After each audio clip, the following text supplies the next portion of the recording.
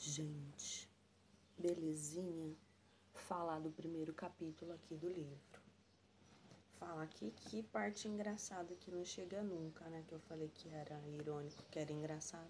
Mas ironia é um humor seguido de tragédia. Então eu vou falar dos grifos que eu fiz aqui, de quando ele chega na casa da tia dele. Já falei da morte do pai. Não falei da morte do pai, eu falei da origem do pai, né? E lembrando que o Eça de Queiroz, como um escritor realista, ele tem que ligar fatos, fazer a construção social das ideias, né? Por isso que eu falei do padre Rufino, que vai reportar uma outra época, e agora eles estão já que ele vai falar de religião, anticlero e antiliberalismo também, né? Ele está fazendo crítica às duas coisas e querendo expor a realidade. Que ele fazia parte desse círculo de artistas que pretendiam ser engajados, né? Depor algumas coisas denunciadas. Eu vou falar aqui da chegada do menino na casa. O pai dele morre, o pai dele era um boêmio, ele morre indo para uma festa fantasia. Com uma cabeça de cavalo, ele cai duro e morre. Enfim, daí esse menino ele vem bem de longe para morar em Lisboa com a tia dele. Ele morava, por exemplo, no interior, esqueci o nome da cidade que ele morava. Não vou voltar, mas ele morava longe de Lisboa. E daí, na chegada da tia dele, a tia dele fala assim, olha para o menino, né? O pai tinha acabado de morrer, essa tia Patrocínio, que é o avesso do que se pensava das mulheres na época, né? Que ela é austera e tem dinheiro e conduz as coisas com mão de ferro, diferente da figura feminina que se tinha na época. E vou falar também de um período, não, vou parar de falar de contexto e falar da obra em si, da chegada do menino. Ela olha para o menino e fala assim, leva esse menino lá para dentro, esse sebento, dá um banho nele e vê se ele sabe fazer o sinal da cruz. E essa questão de sebento, até vim com a minha franjinha sebenta aqui agora, para falar dessa questão do sebento. Que nessa altura,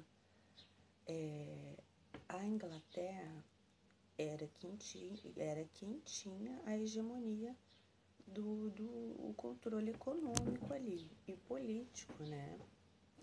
E a França também disseminava bastante, porque a França, embora tenha uma língua latina, ela tá ali no entremeio dos germânicos e dos latinos, né? Pensar que os latinos são povos essencialmente gentalha, Zé Povinho. E já existe essa expressão aqui no livro, e essa de Queiroz, Zé Povinho. Já que a gente pode comparar com a época, com dois tempos, né? Se a gente for pensar em Zé Povinho, o que é na obra Racionais. E da questão do sebento, que tanto é numa outra obra que eu li, uma obra em espanhol do Pío Baroja, que é La Búsqueda. Ele vai falar também da visão que os ingleses tinham dos ibéricos na Península Ibérica, né? Que vai pegar ali a Portugal, Espanha. E não sei se pega Itália, acho que pega Itália sim. E como os países do norte enxergam os países que estão ali ao sul da Europa. Sebentos, essa é a ideia. E também porque eles já são pessoas, não são tão brancos, são mais dourados, né? E eles têm o cabelo preto, aí eles enxergam como sebentos. Essa é a visão. A tia já olha para ele e fala, dá um banho nesse menino, nesse sebento, e vê se ele sabe fazer o sinal da cruz. Aí a empregada dela já fala assim, para ele, o Teodorico, você não tem ninguém, senão a sua tia. É necessário dizer que sim, sempre a titi. Então essa questão de servidão, de bajulação para poder se manter, né, gente? Daí esse menino aos 9 anos vai para um colégio, o Colégio dos Isidoros. Que também é pensar que os colégios, todas as escolas eram de ordem religiosa, porque Se pensar nos jesuítas, a importância dos jesuítas nessa época, que os jesuítas eles tinham sido banidos a certa altura da história, e nessa época de 1800 e metade do século XIX, é isso ou antes? Não sei, gente, pesquisa se eu estiver falando bobagem. Mas depois eu também coloco os links dos artigos que eu li para poder falar essa baboseira toda, os grifos, tudo, que existe sempre numa obra clássica que vem de uma ideologia, de uma ideia, porque os grupos de pensadores e de artistas, eles sempre vão ter uma ideologia em comum, e sempre uma obra vai citar outra, vai fazer inferências, que nem aqui já no início, essa de Queiroz, ele faz uma referência à Traviata, que faz referência à obra do Alexandre Dumas, Dama das Camélias, e ele também faz referências a alguns nomes, eu vou fazendo sempre esses grifos, algumas coisas que estão em itálico, nomes também é sempre bom grifar e fazer uma pesquisa a respeito. E também você vai associando leituras. E dele aos 9 anos o Teodorico vai para esse colégio dos Isidoros. Ai, tá difícil essa franja, hein? Peraí. Vai para o colégio dos Isidoros. E o que ele fala? A lembrança que ele conta, já que ele tá narrando em primeira pessoa. O pior de lá, o que ele detestava era o dia de lavar os pés, que vinha o padre sebento, com um palito entre os dentes e tinha que lavar os pés daquele homem horroroso.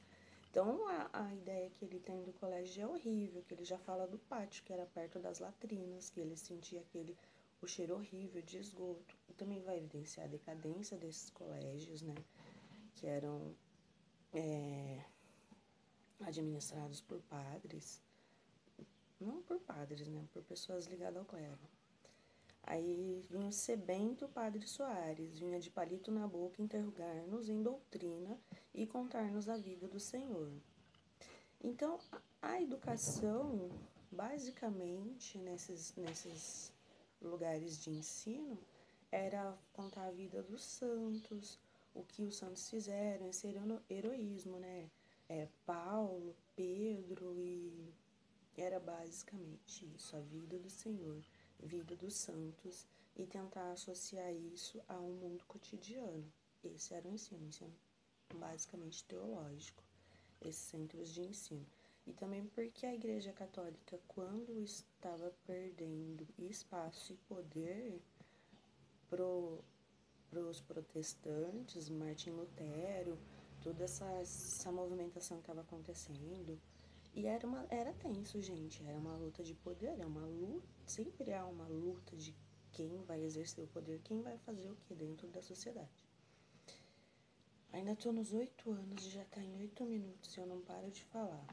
Daí ele também vai falar que o tristonho pátio de recreio cheirava mal por causa da vizinhança das latrinas. Mas eles podiam fumar cigarro lá escondido. Olha só que belezinha que ele era. Aí daí vai falar. Mas também o importante nessa época era a castidade, controlar os impulsos sexuais. Só que era bem difícil, porque os padres tentavam ensinar isso, tentar controlar os desejos carnais. Era o principal para se tornar um homem resiliente, né? Que mais vou avançar? Que esse menino ainda tá na escola. Depois ele vai para outro colégio, pro preparatório. Quando ele já tá jovenzinho, que é um preparatório bem rígido. E a tia dele dá até uma oração para ele. Qual que é a oração? Oração da juventude. Para se manter casto e fugir dos desejos. Só que nessa altura ele conhece uma menina, a Adélia. Ele tem uns amigos, ele faz parte dos clubes lá, nos preparatórios. Só que no preparatório, antes dele entrar para a faculdade, era bem rígido, para ele se conter mesmo. Aí já vou pular que ele conhece esse Rinchão na faculdade de Coimbra, um amigo dele, que ia para todos os bares, olha lá, aquele, começo, esse Rinchão, ele era de família nobre. Aí ele tem contato com alguns livros do Comte, olha lá, fala que ele vai para as festas em Paris, chega contando tudo o que se passa em Paris, porque Paris ali é o polo da efervescência cultural. Daí ele fala aqui, ó, com festões que chamavam gás... Ai, vai parar. Vou parar.